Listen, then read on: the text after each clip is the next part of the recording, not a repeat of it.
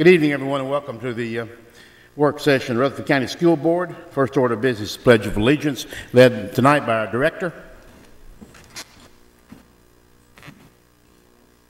I pledge allegiance to the flag of the United States of America and to the republic for which it stands, one nation under God, indivisible, with liberty and justice for all.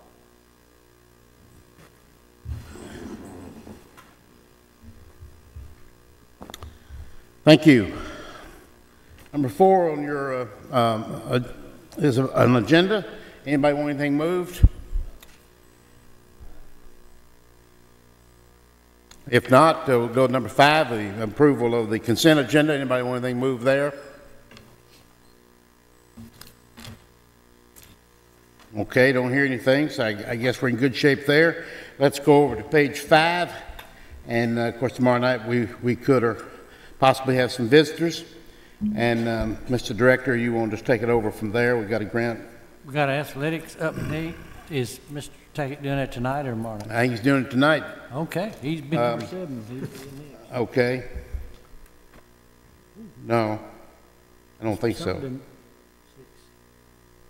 What do you got on 6? Visitors. Technical problems. What do you got on 7? He just read mine in a few minutes ago. 7 is athletics update. Well, it's 7 on his computer. That's what you just read in a few minutes ago?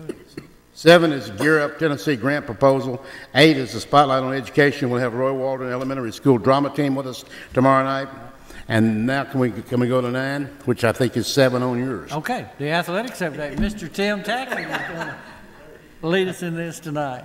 Give us an update, Mr. This is why this is the work session. If it goes well, we're number 9. If it goes not so well, we're number 7. How's that? That way you can strike it from the deal. Take it away, Mr. Tackett. All right, a couple things tonight to just kind of bring you up to date on. If we could, met with Mr. Hodge, who's chaired the safety committee back in February of last year, so just over a year ago.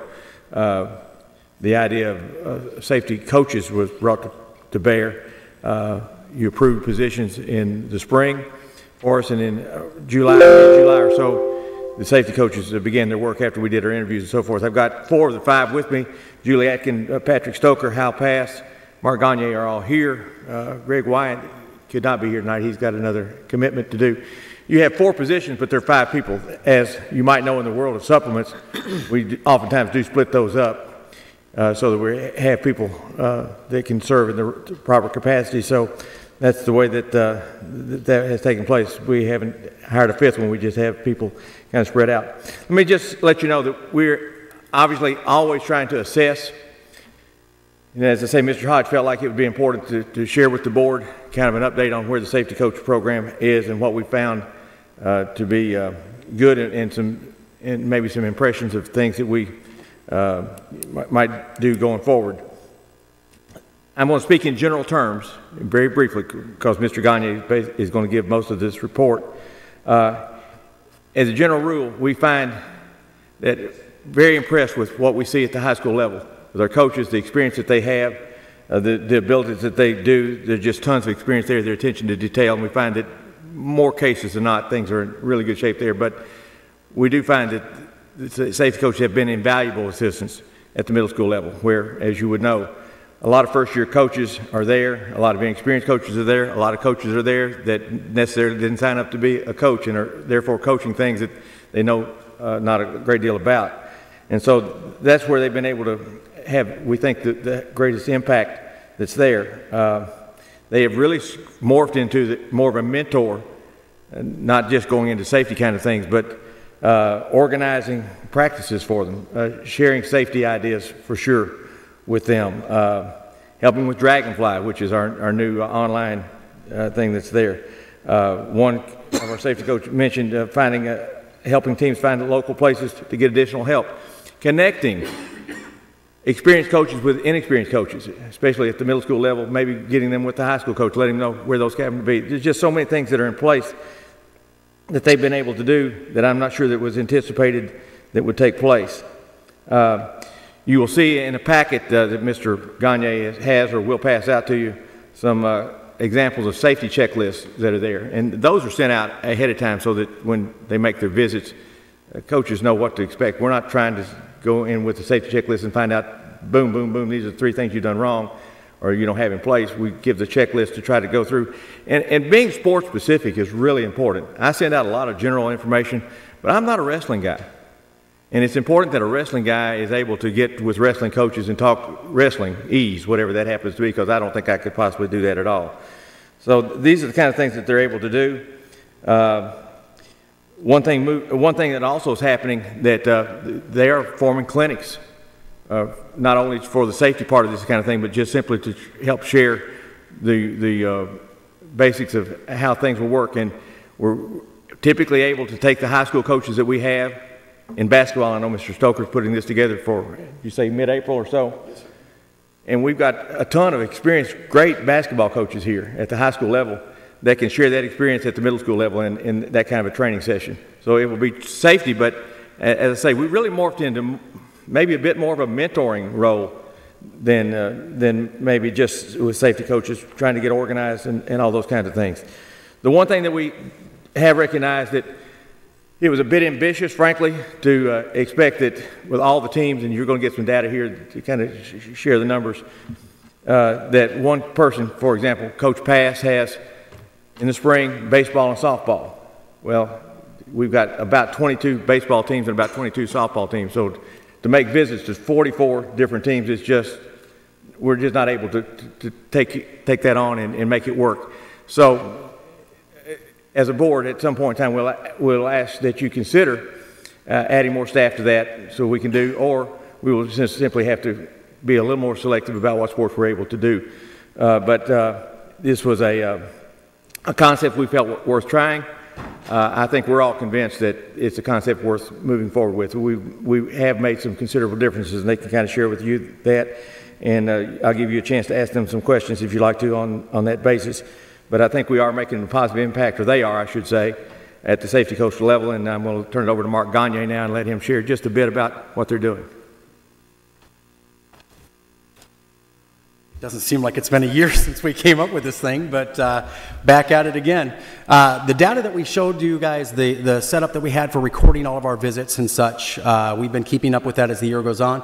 As the year went on, we started realizing that we were making more contacts than just simply visiting the campus. So we've started adding, taking care of emails and phone calls that we're making with coaches as well. So that way you get an idea that we're regularly meeting with everybody. There's quite a bit of material that's coming to you, but we wanted to give you guys some examples of some of the stuff that we're doing. There should be an introduction letter in there that I'm sending out to my coaches, all the other coaches doing the same thing. We're introducing ourselves and telling them, hey, look, we're here to be your advocate. We're not here to micromanage you. We want you to do what you're good at. We're just here to help you be another set of eyes and make sure that all your athletes are staying healthy for the postseason, because that's what we're all concerned about, is that postseason. But we also need to be concerned about our athletes. The other thing that we've also talked about as a group is that we found out that we're also dealing with a whole lot more things other than just safety. One of the prime things that we're doing right now, just in the wrestling aspect, and I'll share that with you, is middle school wrestling has lacked organization in Rutherford County for quite a while.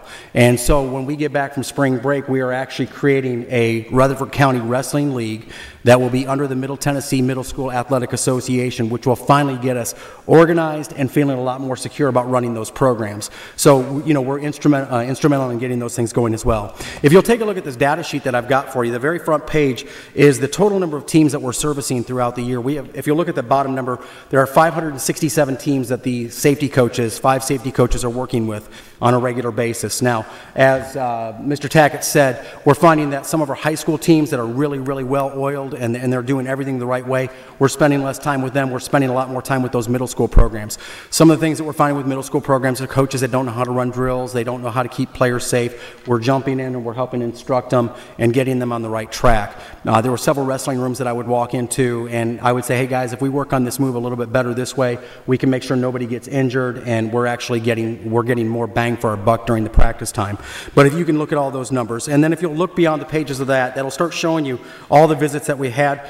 Again, right now, the 371 responses is not indicative of all the contacts that we had, because like I said, we just recently, it was like 3 weeks ago that we started adding email contacts and phone contacts on there for us to start recording from this point on.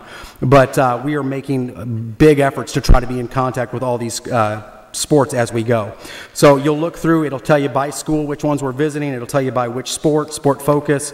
There's 371 mileage records. The mileage record was just for us, just to see how far we're traveling across the county and stuff. But anyway, all of this is the breaking down of the data. If you want to see actual coaches' responses from the visits they have, I'm more than willing to get you that copy as well. It's really easy for me to pull and you guys can see, but I wanted you to see the general numbers of what we've been doing through this school year.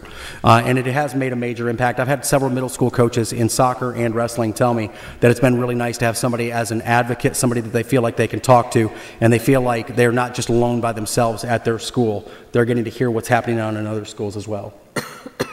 Any questions? I didn't mean to run through so quick, but I don't want to monopolize a lot of time, so.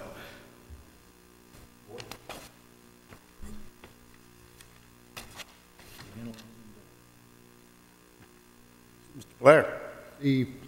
One of the focus of concerns that we had was the Dragonfly Program? Yes. Being the student athlete? Everybody this spring is now on the Dragonfly app, and we are actively working with our teams. If they don't have an athlete in there, we're showing them how to get them in there. We're also, as safety coaches, going through. We have access to every team, and we can go through and check their rosters to what's out there. I also check their roster when I walk on the field to see if they've got players around on their roster, or if they've got a player that's out there that shouldn't be cleared. We can see that as well. So it's a nice little tool for us to have immediately when we pull up on campus.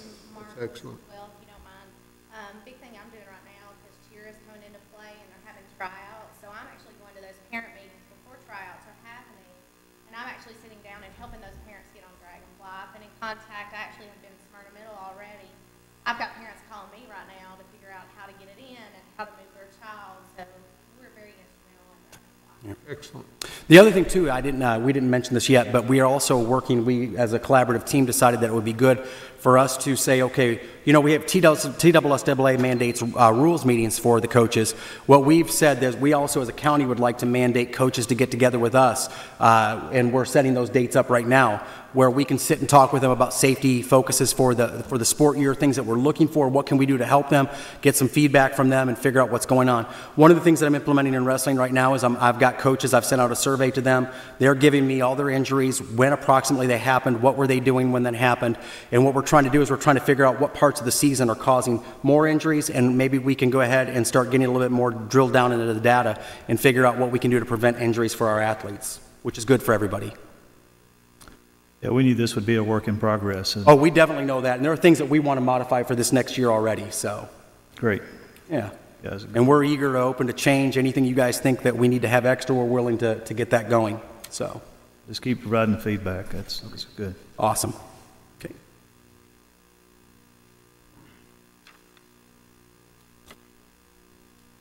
Just to finalize this, unless you've got further questions, first of all, we are very fortunate to have such good people that are interested in doing this. And the neat thing about the interest in doing this is I was told by one today, it's the best part of her day. Well, that kind of tells who that was, doesn't it, Julie? But they're enthusiastic about the work. I think they are enthusiastic because, like with most teachers or most administrators, if you feel like you're making a difference, then you can be enthusiastic about what you're doing, as opposed to going through and plodding along and feel like I'm not getting anywhere. And I think that's the part of it that's exciting to me, is they clearly have found out or feel like that they're able to find ways to make a difference with folks and the impact that they happen to have. And we appreciate the job they're doing, and we appreciate the board being supportive of that. Okay, I'm going to move on to the second part of this, and very briefly, Brad Rowland's going to just bring you an update or a reminder about where we are with athletic trainers. As he will tell you, this is one of the things, the changes there are things that we didn't anticipate and didn't look forward to having to do, but because of the way things are done with the National Council now, those changes will need to be made, and he can talk to that, and Mr. Sandvig may have some comments as well on that. Brad?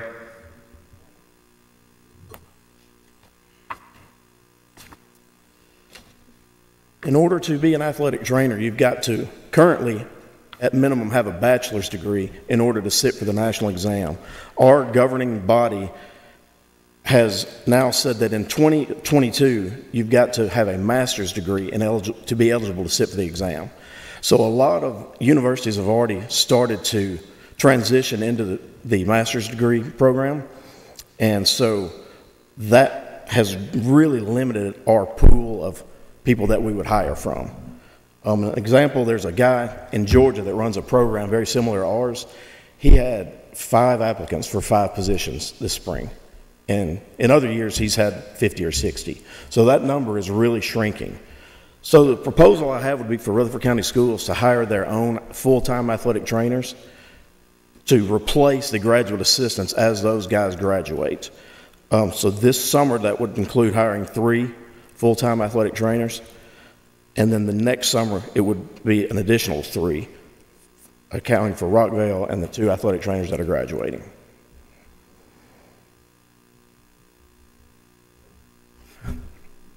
That's what I've got. Maybe you better say that again. Okay. Not the whole thing, but Yeah. I need to know exactly what you want because there's no recommendation on here. We could stay with what we're doing currently, but there's not going to be the manpower to do it. Understood. Obviously, I would think, well, it's pretty thin. Mm-hmm. Go ahead. So I would suggest, instead of hiring part-time people, let's move and hire full-time people within the county to provide athletic training services year-round, instead of the current model, which we have part-time 10-month people. Yes, sir. I understand a couple of board members just wanted an update from Mr. Tackett and Brad. And this is something we're looking at building into the budget. Mr. Oak will be talking to you about it next week. I was getting some more details from Brad this afternoon. But the part of the budget impact for us is going to be, since this program started, some combination of NHC and TOA have paid half the cost. TOA will still be contributing for 1 more year. NHC is pulling out. So there's going to be more impact on us. We've been paying about $90,000 a year net. That number will be going up with this, but we'll present details as we go further into the budget. Okay. Fine. Mr. Chairman, Yes, sir. availability of those individuals to serve in those positions. You said you knew of another situation where they only had 5 applicants. Mm-hmm. What would be our situation as far as being able to hire those professionals? If we continue with the graduate assistants how we have now, that's the situation we would be in. If we move to the full-time role, we wouldn't have a problem. People want to come work with us. Okay. Board?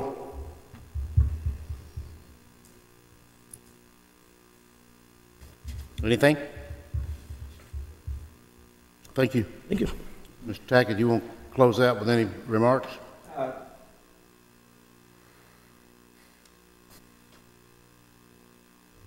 I think it just try to be clear here with where we are with this situation.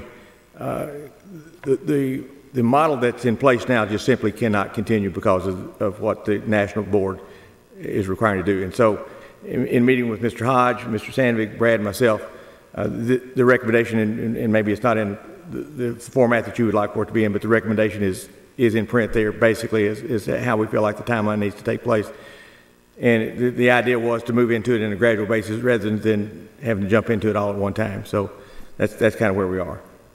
Well, we know we're going to have to expand it, and Yes. and evidently there's, and the budget meetings are, as you are well aware, beginning, I guess, next week.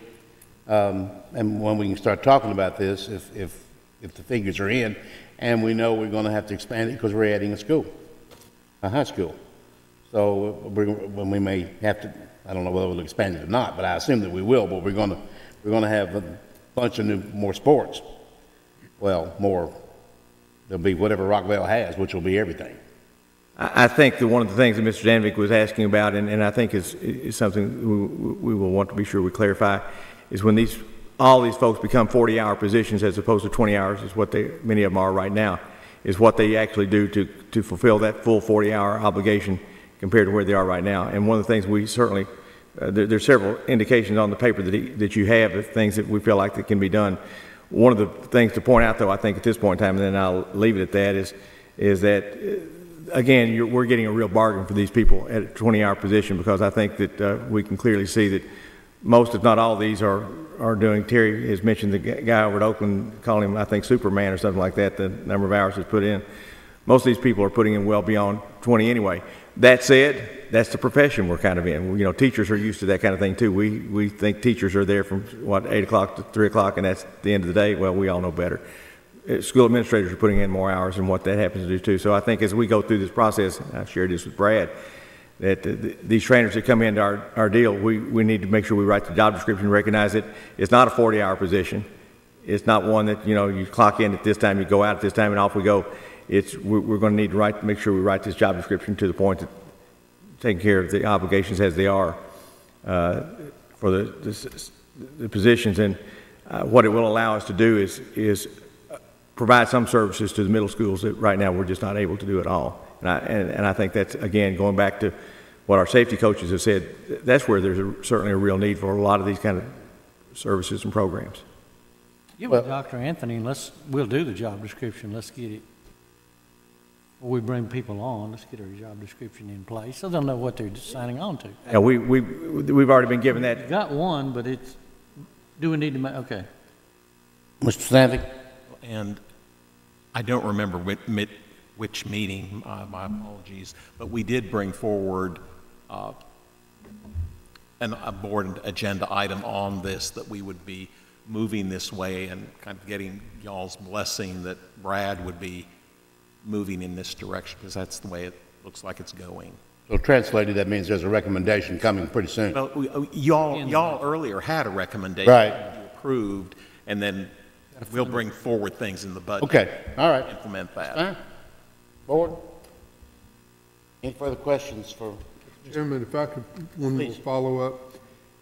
As far as the injuries that our student athletes experienced, are those recorded in Dragonfly also? Yeah, one of the real features that Dragonfly will present to us is that ability to do, and that's part of what will happen. The trainers at the high school level will do most of those entries, Brad, am I correct? At the middle school level, going back to the same situation, there we have no trainers to do those, so that will fall upon the coaches that we've already identified as being inexperienced and probably least capable. Nothing against them, God bless them, but I do harken back to my day at Laverne High School when I was told I was coaching volleyball, and the first volleyball game I ever saw, I coached, so I can clearly identify to be how fair, that kind of thing works. We did win the district. That's right. But what do anything either, did Mr. Stoker pointed out, though, that when he went into a volleyball practice, that they didn't have the pads on the post, and asked the coach about why the pad not on the post. He said, well, we only put them out for games. And he kind of mentioned that, well, 90% of the time you're going to be using these things for practice. There might be, but those are the kind of naive things that a first-year volleyball coach like myself, I'm satisfied. I didn't know to put pads out on posts for practice. I know we had to do it for games, but I probably didn't put them out either. As far as the injuries that you recorded this year, will this be the first year that you'll have those numbers, and then? I can tell you when Dragonfly first started, there were some glitches, and one of those issues were actually putting the injuries in, and Brad, you can correct me if I'm wrong, but it was only the trainers who put it in the beginning. And I'm not 100% sure that's been corrected. I know they've been working on that, and therefore the middle school coaches did not have that access.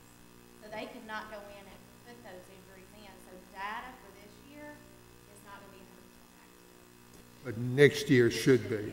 Okay. And data for this year is not going to be 100% accurate, because we did not require but maybe 1 or 2 teams per school as a test pilot teams to do that. So the first time we're going to have a spring event where we'll have data on all the sports will be this spring that we're in right now.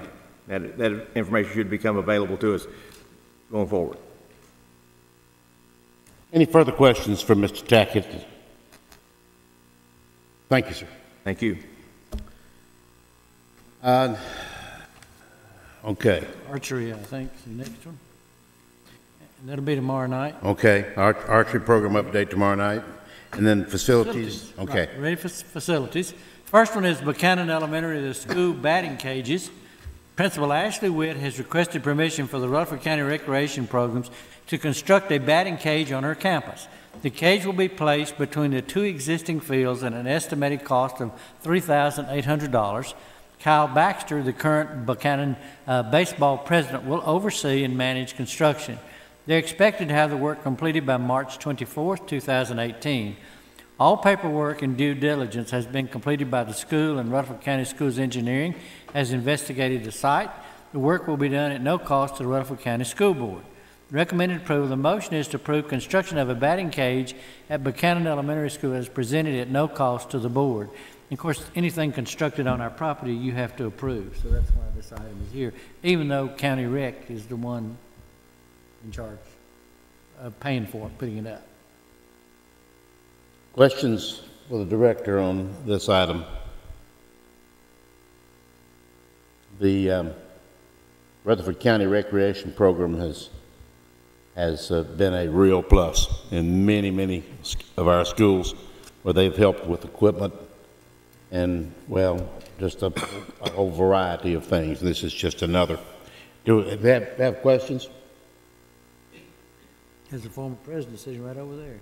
Is that board? Chairman of the Conservation Board, Mr. Estes, for, well, since the early 1900s. Oh, I'm sorry, that's not correct, but a long time. Part B. Part B is the Town of Smyrna road fee for Rocky Fork Middle School. It has been customary for Rutherford County schools to participate in contributing to the off-site road construction around the new school sites within the Town of Smyrna instead of buying a building permit and paying impact fees. Engineering has received a letter recently from Mr. Harry Gill requesting payment in the amount of $100,000 as agreed upon at the beginning of the Rocky Fork Middle School as a Rutherford County Schools portion. The funds are coming from the building program and were included in the original construction budget. Recommend approval of the motion to approve $100,000 for the Town of Smyrna as a contribution to off-site roads in lieu of building permits and impact fees for Rocky Fork Middle School. That's a good deal. Board, questions? Part C. Part C is water and sewer extension easements at Whitworth Buchanan Middle School campus. Larry Sims of Sims Commercial Realtors and Auctioneers has requested that Rutherford County School Board grant them 2 easements on the Whitworth Buchanan Middle School campus for water and sanitary sewer lines for access to the property he is developing adjacent to the east or back property line. The 30-feet water easement is for a 10-inch water main that runs parallel with the south property line from the back of the existing middle school to the back east property line with a temporary 20 feet construction easements. The 30-feet sanitary sewer easement runs parallel to the east property line and must also have a temporary construction easement. Both water and sewer lines are beneficial to Rutherford County School Board and will reduce the expense when the high school is built on this site. The water line will complete 1/3 of the fire loop for the new high school and must be a continuation of the 10-inch main and sanitary sewer line will be available for use by the high school all along the back line and must be sized with ample capacity.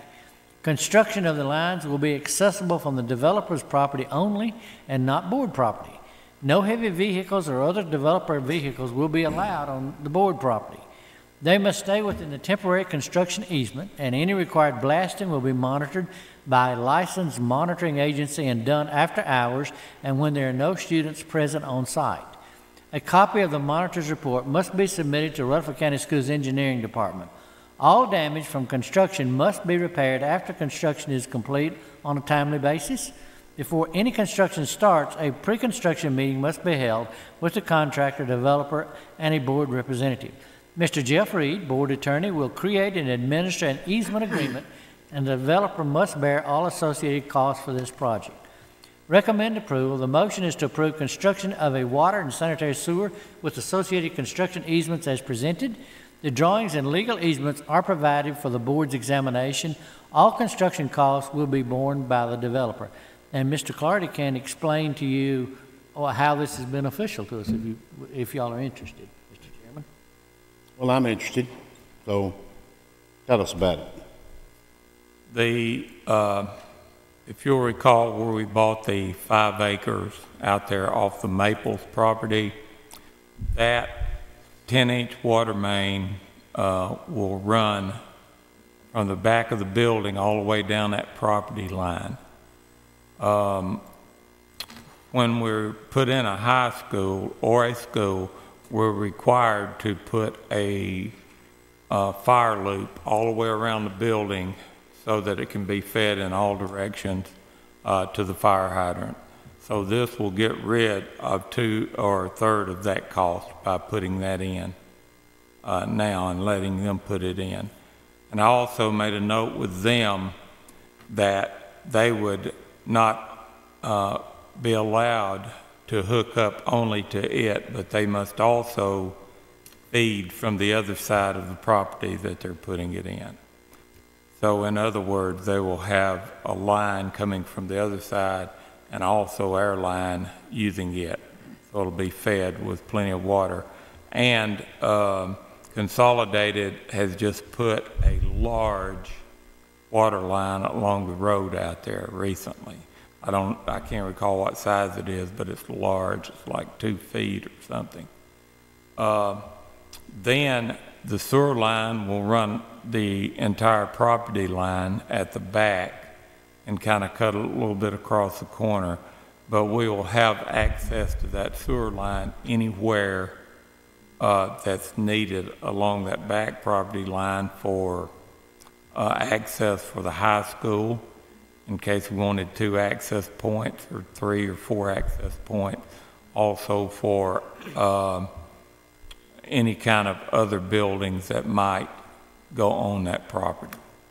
So I think it's value to the school board to do that. You consider stadiums and the concessions area and the restrooms that go with that and all this kind of helps us get some of that in place for when the high school is built and somebody's wanting to pay for it. It's not bad. No, ma'am. Questions, board? Thank you, Mr. Clardy. Financial matters. Okay, on the other financial matters, would you reference, please, the handout? I was traveling to Eagleville today and looked around a little, was speaking with Mr. Tollett and all, and we think we've got it cleared now to add that access road to 99. So what we have on your screen, what we place there, moving these monies around, I came back, talked with Mr. Clardy, Mr. Sandvik today, and Mr. Clardy's had someone in the design looking at where it has to go and that sort of thing. So we'll have it on your computer tomorrow night. We shouldn't have time to do it. But the change is to put in that Eagleville New Highway Entry 99. And if you look at the paper sheet, that's kind of about $300,000, and it's the second from the bottom on page 1. And then you'll see it again also on page 2. So what this do, we'll rewrite the motions. You got your amendments to move the monies where it's moved from, but to include that entry at Highway 99 for Eagleville. Let's kind of get that project complete. They need it so badly. Yeah, we got to get this done. Right? Yes, sir.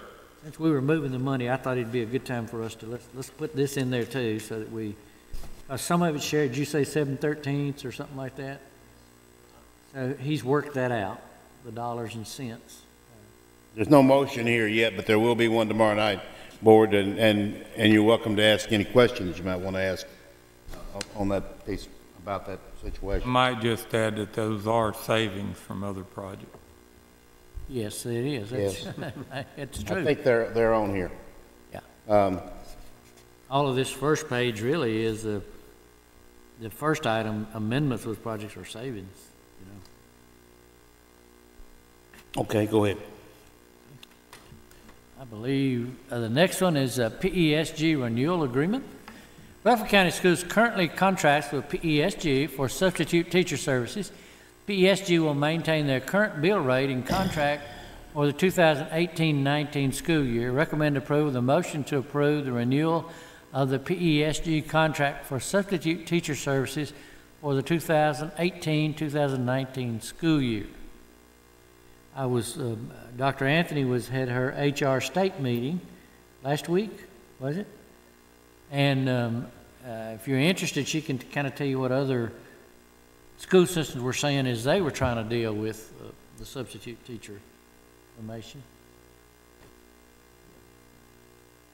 So last Thursday and Friday, we had our state meeting, and I had several of the HR directors come run up to me and said, hey, thank you so much for sharing about PSG. We've joined them now, and one of the groups, I know Ms. Woodson's here today, I believe it was Manchester City specifically, had started last Thursday, and it was their first day, and all they could do was just get up and come show me the data. They'd moved from 60% to they were in the 90s on their fill rate on their first day, so they were so tickled. So I have talked to Manchester City, when the board members had called me from Tullahoma City Schools as well. So the word is out that PSG is becoming very competitive. And I think they also just added 24 new subs this past week. So they had a job fair last Friday and added. That's right, last Friday. So they were able to add a little bit more. They signed up some new substitutes last week.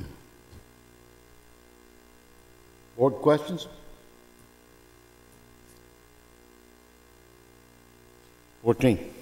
Okay, the Stewart's Creek Elementary School renaming request, and we have representatives from Stewart's Creek Elementary tonight. Stewart's Creek Elementary School is requesting permission to name their library after Miss Ginger Tucker. Recommend approval. The motion is to name the Stewart's Creek Elementary School's library after Miss Ginger Tucker. Will it be the Ginger Tucker Library? Is that what you're... Okay. Do you have a tentative date for that ceremony? I'm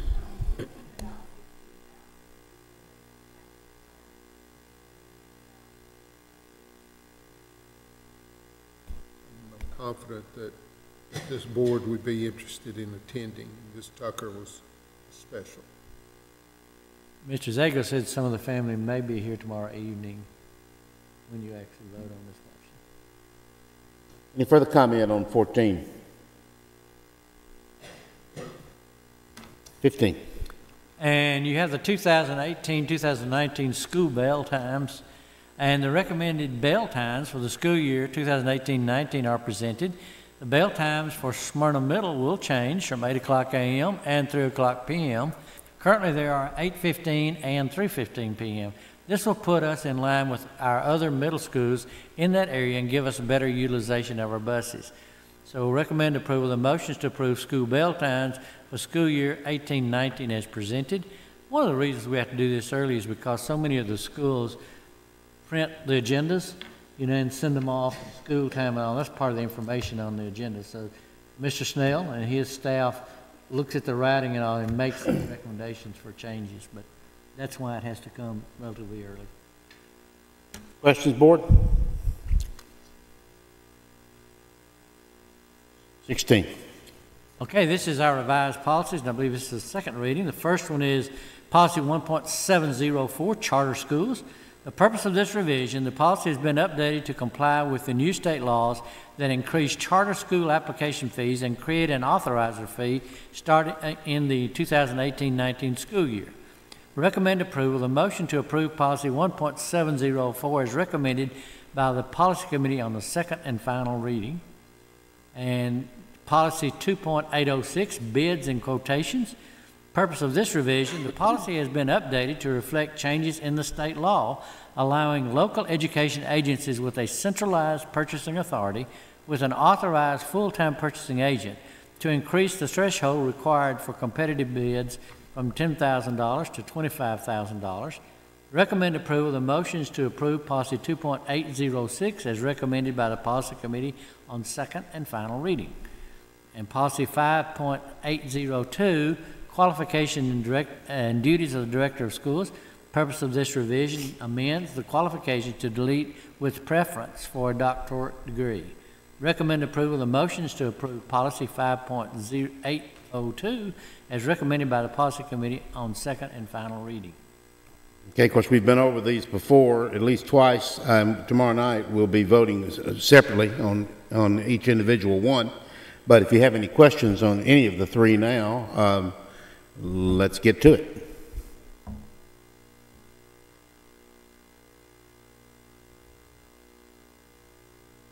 Okay, if there is nothing, insurance. I think Dr. Anthony will be doing the insurance update this evening. Yes, we just met last week, and they were able to give us the results of the spousal audit that just took place. We had 215 people that were found not to be eligible. And so Mrs. Street expressed that definitely that audit did help them to fine-tune that. It was well worth their time in the process to do that. Also, they discussed average insurance cost per visit going to, the clinics or going to the doctor of being around $134 per visit. They mentioned about how that the number of people going ahead and doing their online and biometric screening has increased greatly this year from last year. So that, continuing to advertise that has helped that already. So they're excited about that. Just also, they talked about how that they have added additional ways to help the schools keep the MedPoint clinics open during bad weather, such as if we had snowy weather, they were able to do a lot of additional clearance of the areas for the portables and those kind of items. So, pretty long meeting this past time. Questions for Dr. Anthony? Thank you. Director's update. Okay, I'm going to call on Dr. Anthony again because we did the survey for all of the schools about maybe any changes in policy related to teacher attendance and that sort of thing. So she's going to give you a snapshot summary. We've got the whole thing by school, but it's multiple pages. But she can give you the top things that it would be usually the school leadership team, principals, administrators at the schools came up with. So share that with the board if you would this evening. So the number one item that was consistent among all the schools were desire to require a doctor's note after 3 consecutive days of illness. Currently our policy is at 5 days. The second item that was listed and heavily mentioned again is to consistently enforce the requirements to gain administrative permission if a teacher or an EA is going to be out on sick leave or personal leave. The third item, very creative ideas among all the grade levels. They discussed monthly incentives that they're already doing at their school to reward teachers for perfect attendance, and they felt like monthly was a better time length than maybe perhaps using the semester or the year. So a lot of creativity, a lot of great things that they've shared. Number 4, annual district level reward for perfect attendance. They talked about maybe some form of a certificate from the district office for perfect attendance. They even shared that some school districts that they had either worked in or had a family member that might work in would possibly give a monetary amount for any unused sick days for that year. One example was $30 per sick day that was not used with a cap of $300. So they made some suggestions like that. The fifth item, and PESG's already handled that this past week, their request was not to allow the substitutes to change an accepted position and then decline it and pick up a different position. So Ms. Woods and her team decided to put a little switch on their ability where they're not able, within 8 hours of the job that they have accepted, they're not able to make any changes without calling PSG. So let's put a stop in that, and so that's made a lot of people happy this past week. And I guess if you would like us to make, when the policy committee meets again, to bring some of these changes at that time, and for consideration, we can, whatever you'd like to do. It's good to hear some of these positive things have already been put into place. That's great. Good news. The $30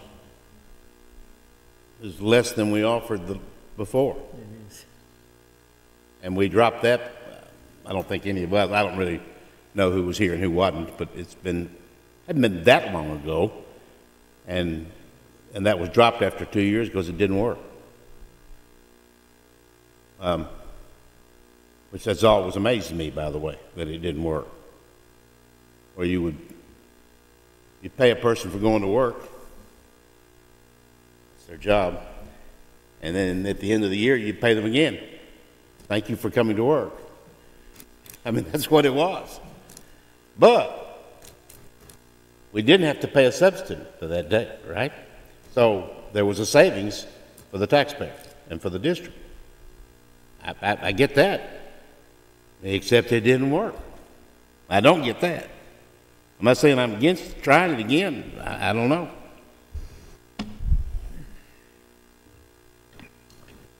Board? Oh, we spent a lot of time in here talking about attendance in the last 3 years, haven't we? And I guess probably before that too. Students and teachers. Got another thing too, if we're ready for it. I did provide you a copy with some state, non-binding state guidelines dealing with the memorials for the Florida students. So you have a copy as the state sent it to us. Also, I did send you an email today, and part of that email was included from the state. We're having trouble with the online practice test.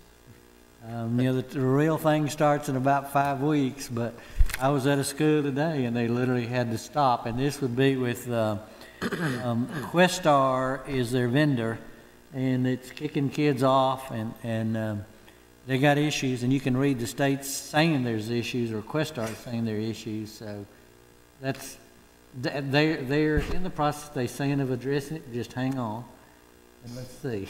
There's lots of issues, I know.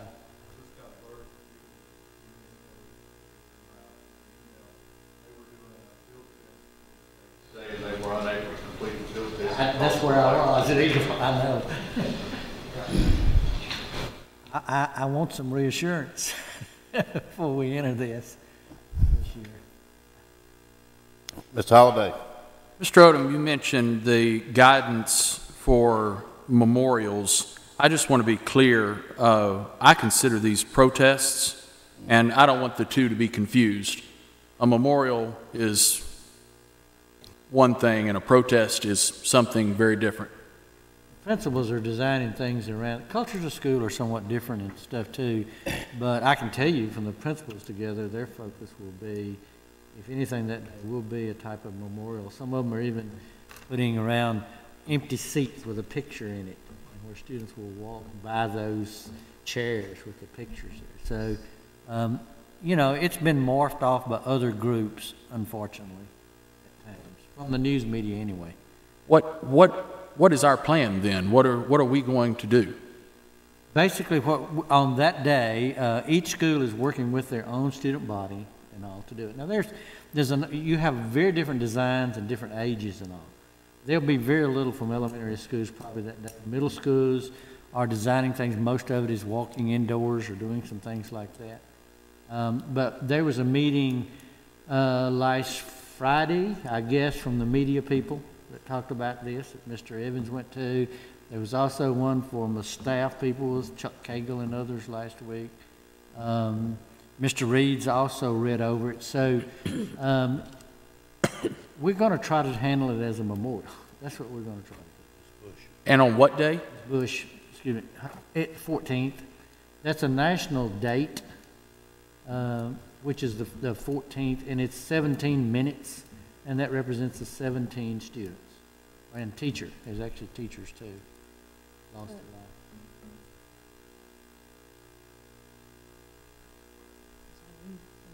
their life. Eager to hear what you might add. There's 3 dates listed. The state sent 3 dates, and we don't know about the other dates. State's letter. Yeah. The date that my understanding was that was supposed to be, whether you want to call it a walkout or a memorial or what, in recognition of what happened in Florida, was the April 20th date, correct?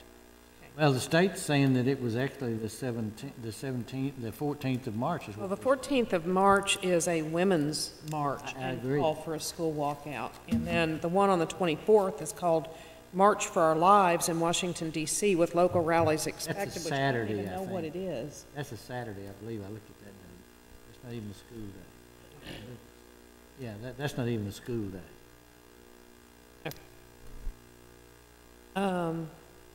But the one on April 20th is defined specifically as a walkout. And, you know, I've heard very little about that from the other media at this particular, from students or things like that. I know the ones that, what principals are telling me, the focus that they're hearing is tied to the one on the 14th of March. And they're describing. But I don't know what will develop in the future. You know, and I don't know who gave it that name. That one on the 20th of April. I don't know where that even came from. Is participation voluntary for whatever we're doing school by school? If the school sets up something that some are intended to do as a memorial service, it would be voluntary to do that, because some of them are doing it in gym, always, other areas like that. And I'll say the same thing that I said, I think sitting here 2 or 3 weeks ago. And we want parents to join us in this, that the safest place to put the kids is in the building. We don't want people going outside with exposure and all. And our desire and our design would be for students to stay in the buildings with some activity or something during that time, if they choose to do something like that. But not outside, which is really an unprotected area. So I would hope parents and others would help us and communicate that to their child also. You know, if children try to leave the campus or something, we would treat it simply as we would any other day. That if somebody sneaks off from school or drives off from school, that's a suspendable offense. Okay. What I'm hearing is we desire and we hope. And going back to Mr. Holliday's original question, and one that's on my mind too, is, yeah, if we can do things internally and we can work it out with the administration and it's not going to totally disrupt the school day, that's also a testing day, which the state has 20th, yeah. advised us that we should avoid that day for testing because of this. But at the end of the day, to me, we've got a huge, huge difference between allowing the students to stage or to speak, you know, do some kind of memorial or recognition or whatever, and keep it in its proper place in walking out of school. And when we talk about campus and walking out, I mean, I think that we do, as a board and as a system, need to take a position on how that's going to be handled. Because to me, at the end of the day, bottom line is, these are supposed to be memorials or protests or whatever you want to call them, which fully in support of people expressing their First Amendment rights. But they're expressing them supposedly in recognition of what happened in Florida and what's happened with the school shootings and the violence that we're seeing. And here we're as a board too, and as a system, talking about what can we do better to keep our kids safe. So to me, if we condone, even by saying, well, what can we do about it, and not taking a stance on it, if we condone allowing our children to walk out in the middle of a school day, when it's been announced and publicized when those walkouts are going to take place, we're putting them in harm's way. We're allowing them to put themselves in harm's way. And I think, to me, it all boils down to a safety issue. So I like the fact and appreciate very much that we're working with the principals and trying to encourage them to do something, you know, even if it's 17 minutes of walking in the hallway, or if the kids want to wear a t-shirt or an armband, great. But I do think that we need to take a position as a school system. How are we going to address if they actually walk out that front door or the back door, wherever, during the middle of a school day? Ms. Bush or Mr. Reed, you want to weigh in on any of this a little bit and see, because we've talked about it also in trying to develop the process. Because you know, this is an unknown to us. We're in new ground here, new territory. Well, obviously, our job is to educate children, and the time that they're delivered to us in the morning, we're responsible for them as a school system until we release them in the afternoon. So we have liability in the event any children are potentially harmed during the school day. So certainly, I don't think it's anyone's intent to limit anyone's rights to free speech or First Amendment, or express their support of the students in Florida and what they've gone through in Florida. It's a horrible situation. We've all felt the pain associated with it. And certainly our hopes would be that no one else suffers that ever in the future again. The question is, how do we want to facilitate our students supporting the fellow people in Florida if they choose to do that?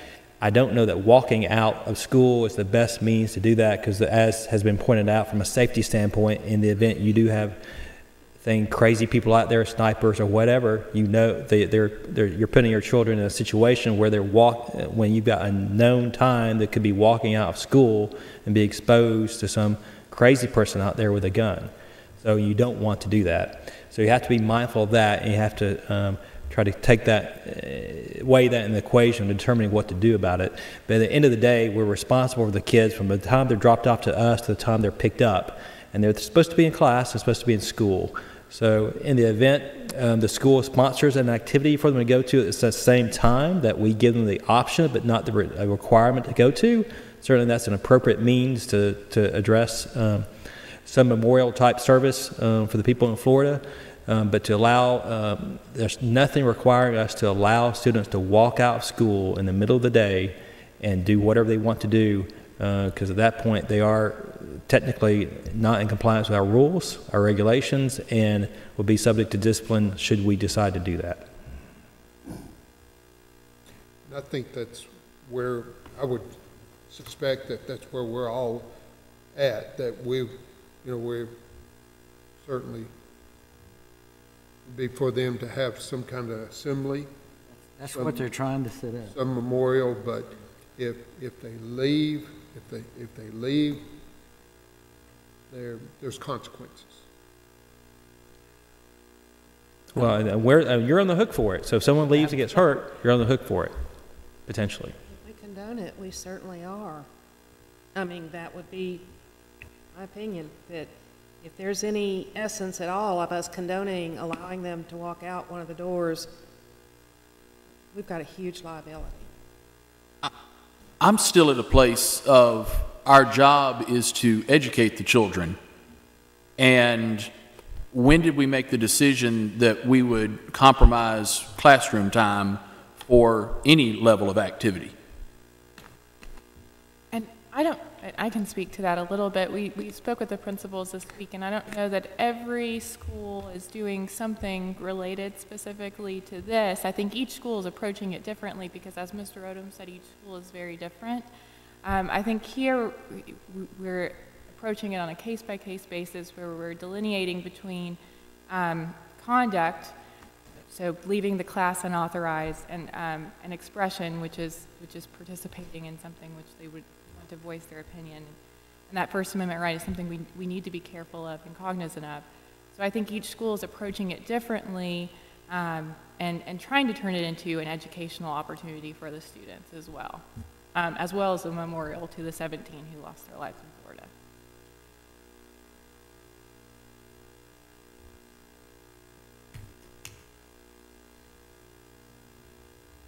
Yeah, you know, if you ask me, do I know exactly what's going to happen on the 14th?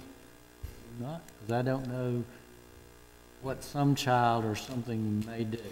We know what we hope and direct them, and if they don't want to face punishment, stay in the building.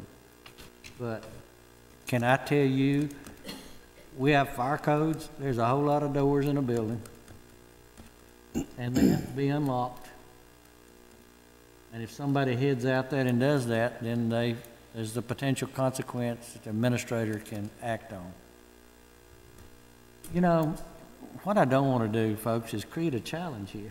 You got teenagers, and sometimes when you create the challenge, they accept the challenge. So we can sit here and talk a lot about it and do it, but you have to be very careful that you don't create an atmosphere. Let's just see if we can do a challenge. You know, I trust our administrators a lot, and they've thought about it. They've met with these kids. They've met with student council. They've done the others. I'd like to let them do their job. And will everybody 100% do what they're supposed to? Probably not. But I have some confidence in what they're doing to try to do everything they can in convincing and creating atmospheres and student leaders and that sort of thing to do, like Mr. Reed said, to protect these students, you know? We had another situation very recently where we were not confident that every student would do what we wanted them to do.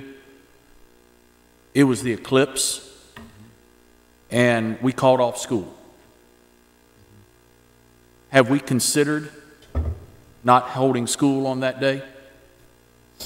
I didn't consider it because I think, let's see, I'd rather see kind of how on the 14th before we look at the 20th and see what's going, the further you get from the actual event that happened, other things will be developed in the media and all too, but can you be assured if you cancel school the 14th that they want something, but some come up and say, well, let's just do it the 15th? See, I don't want to kick the can down the road. I want to deal with it in the safest possible way we can deal with it. We didn't create this or come up with this idea. This is a national thing, but I don't think there was any particular reason for, and please correct me if I'm wrong, there was no particular reason for the 14th, was there? It just happens to be on the same day as Ms. Moore said, that there's a women's march on. I've heard no discussion of that at all. I knew it, but I hadn't heard any discussion of that at all. But that's the day that's going around among students and that sort of thing. They're talking about this 14th for whatever reason. Social media is pretty strong day and time, and so that's what you got going on. How are we doing on snow days? Do we have days remaining? 2? Okay. As long as you don't have a rain event or something like we had in, April a few years ago, we've had to do some of that.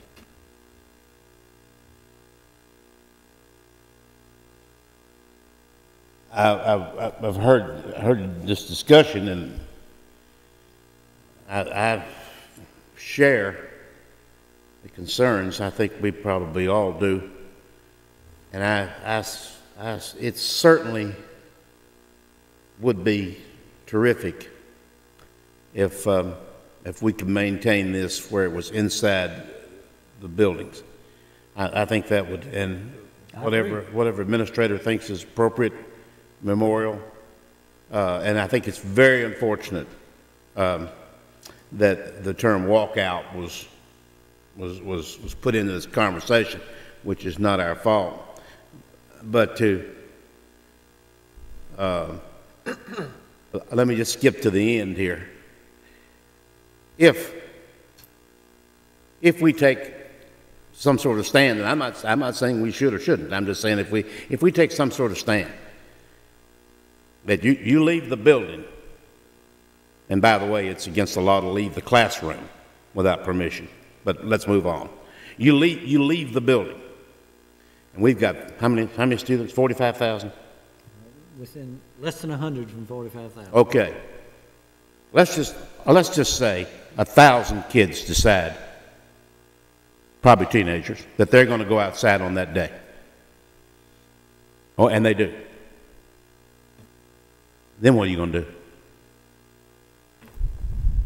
Our SROs, the leader of the SROs met with us the other day, met with principals too.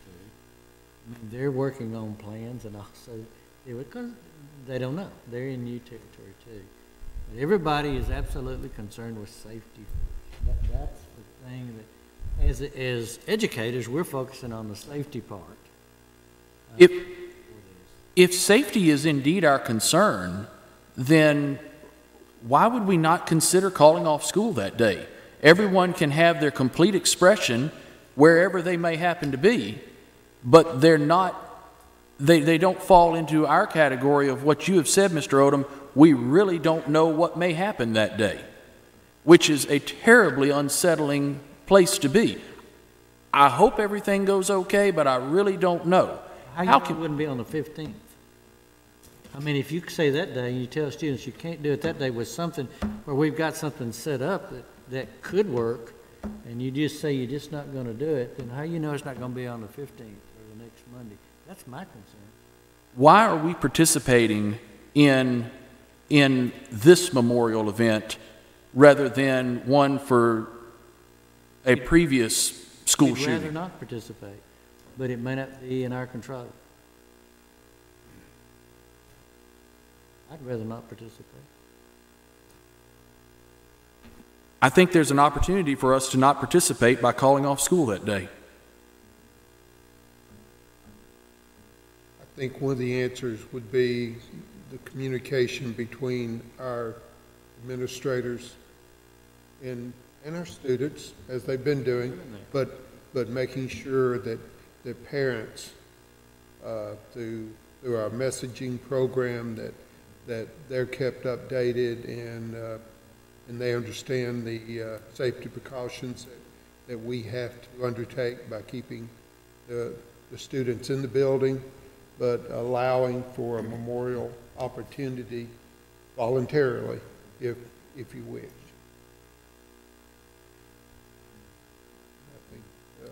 I think our principals can touch our parents probably better than anybody else. And they have been working on this for some time and meeting with the group. I'll assure you of that. I can't help but wonder if perhaps a well-worded, legally approved, not treading on anybody's rights, communication to parents from the school system saying, this is the position we're taking, you know, and obviously we wouldn't say it this way, but the way I would like to put it is, hey, you're the parent. They're minor. Make sure you impress upon them that these are the school rules. You know, what's really going on here, and there may be some people that disagree with me, but I'm going to go ahead and put it out there and say it.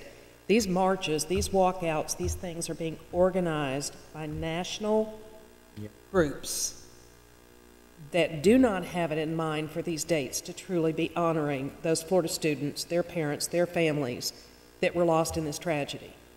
And the more we acquiesce to their demands or their attempts to stir up our kids and students, the deeper and deeper we get. And unfortunately, much as I would like, you know, to agree with Mr. Holliday's solution, that kind of lends itself to, okay, well, what happens 3 months from now when something else happens, maybe totally different or unrelated, but we want to do a walkout now, and it's our First Amendment rights, and we're going to do it. You know, we can't propose to close school every time that happens.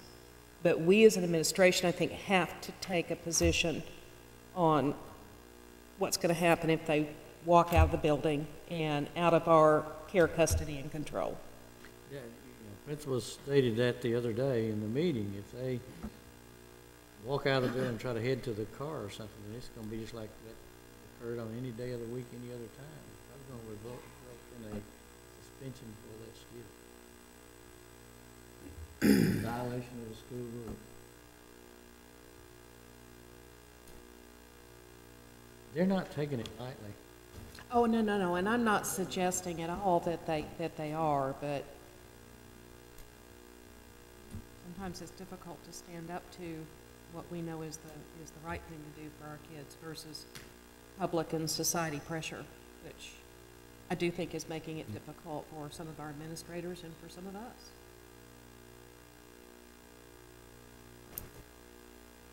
Other comments, board? I got one note of good news. Oh, please. Okay. And I thought I would share this with you because one of our supervisors back in instruction went to a meeting the other day in training. It was Miss Edie Emery, who was over our English language arts for high schools and all. And she was attending an event, and different ones were presenting, and a group from Memphis school system was down here presenting. And she said, they did a good job with their presentation about interventions and some things that we're doing. So she went up to compliment them at the end of the presentation. Said, I enjoyed your presentation today. You did such a good job, in what you're doing. And they said, where are you from?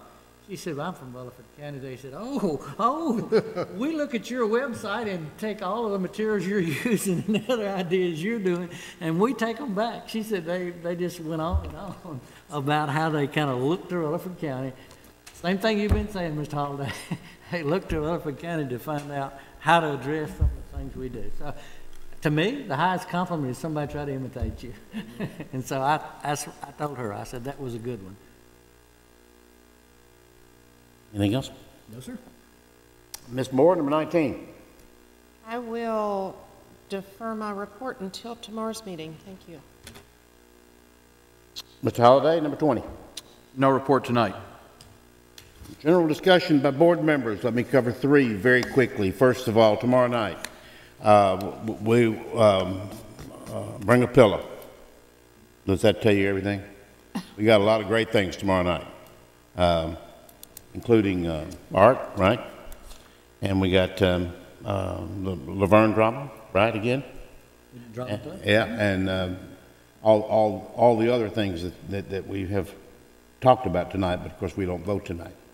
The tour on the 21st, and is the lady's Dr. Garrett, is that right? Okay, Dr. Garrett will be here on the 21st of March. She's the only one that wanted a tour.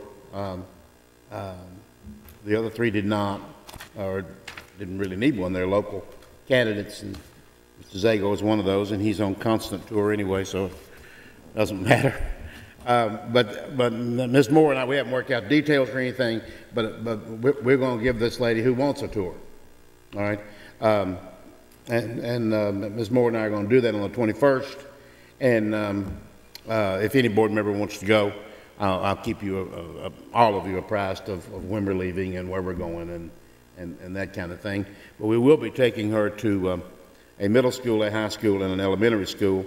And we haven't talked. I haven't talked to the principals yet, and so I don't know exactly where we're going. But that's the plan. That's the 21st of March.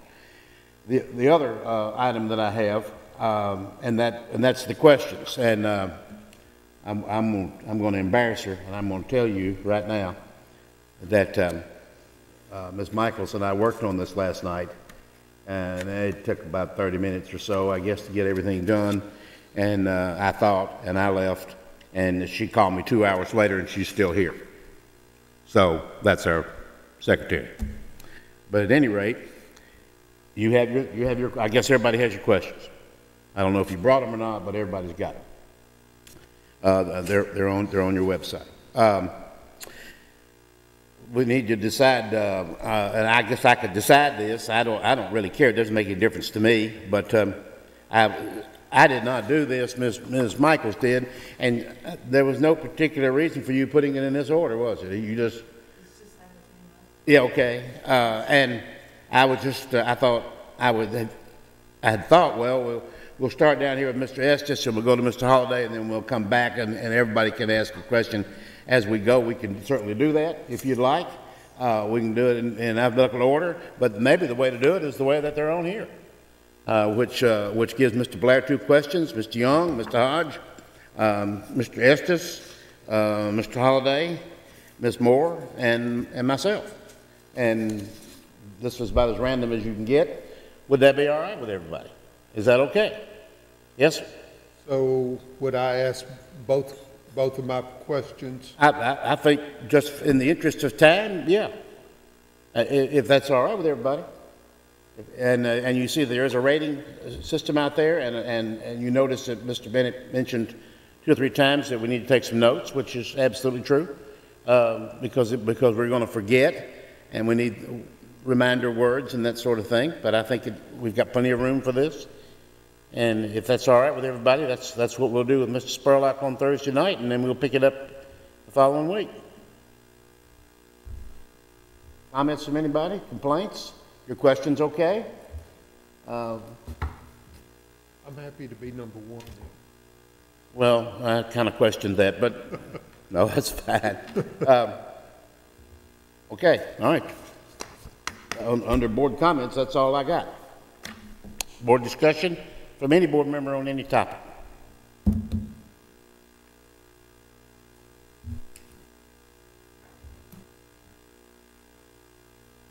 I see an adjournment in our almost immediate future here. Appreciate the input. Appreciate it, Mr. Tackett. Thank you so very much for those who contributed. Tomorrow night, we meet every night, folks. 5 o'clock, we'll be here. We're adjourned. Yay.